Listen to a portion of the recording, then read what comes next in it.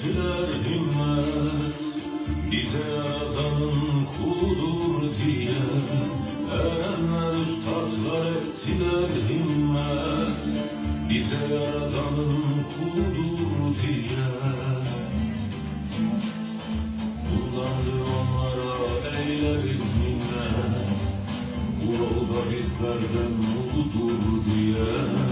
Bundandır onlara eyleriz minnet, bu yolda bizlerden uludur diye.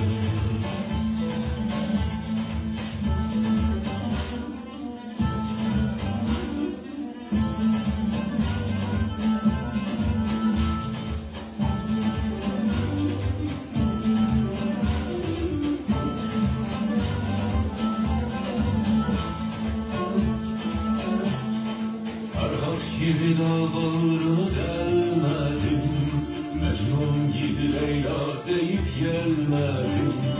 Ferhat gibi dağ bağrını delmedim, Mecnun gibi Leyla deyip gelmedim.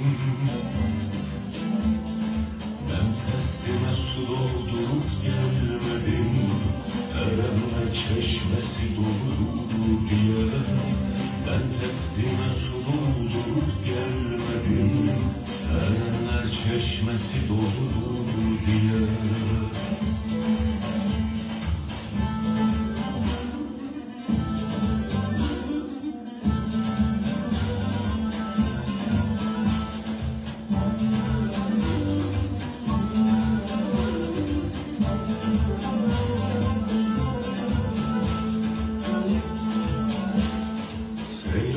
Seyrimden geri durmadım, inişe yokuşa atım yormadım.